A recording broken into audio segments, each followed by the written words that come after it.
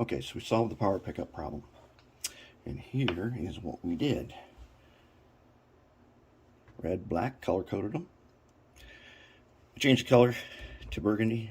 When I felt that yellow, it felt like a hard candy shell. I thought, ooh, this would make such a nice burgundy. So I changed the color around a little bit. Okay, so to the very top of the trucks, there's wire soldered. It must be soldered directly on the top. And you must make a little cutout right there. Let's zoom in.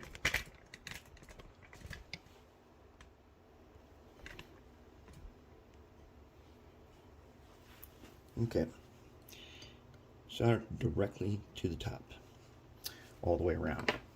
Now we'll be able to bring these in up to our decoder, and I'll probably put a little piece of heat shrink just as a holder. I'm not going to shrink it, and that'll make sure it doesn't get tangled up in anything. Ah yes, then the motor. Okay. So color-coded motor, red. Here's the black wire. It'll go to their pads right there. Now this one is on a very strong spring. So I took a little piece of styrene and I gooped it in place. Super glue does not work on this. It won't hold this spring back because it doesn't like to grab onto slippery plastic. So that's all we had to do. There's not a lot of clearance. Just so happened to have a thin piece, and that should hold it nicely.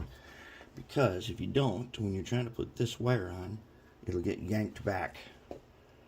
And there'll be pressure on this wire all the time it's on the decoder, and that we don't want. Now, moving on to the shell over here, there is an Accu-Lights board. And you can test the Accu-Lights board. The only thing you got to remember is that, remember in DCC, the colors are the negative wire, and on this little harness the black wire is actually the positive. These super cool connectors, here is a source for them. TCS 4-pin micro connector with colored wires. That is the one right there. That's the only source I've found, and they're really sweet for connecting stuff. They make things really easy. They're much lower profile than using JST connectors.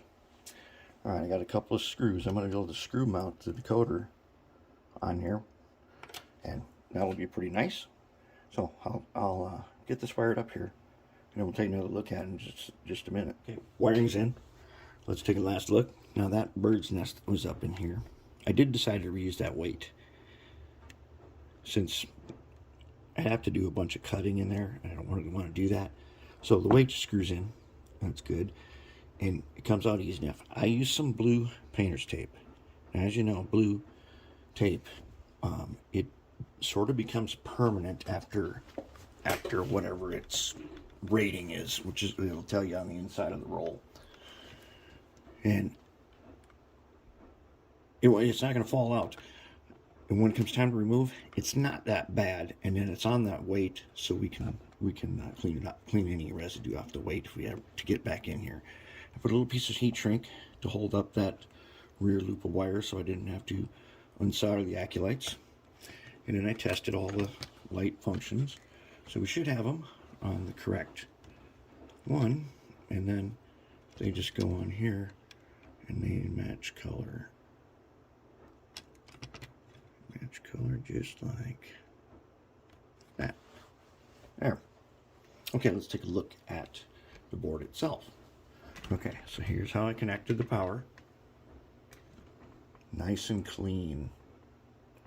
Very clean.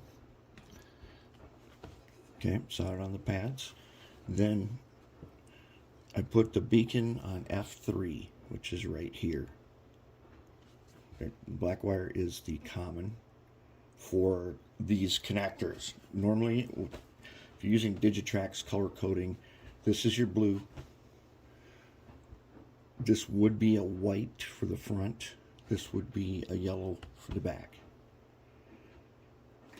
But I think we are ready to go ahead put it together, program it, and give it a test.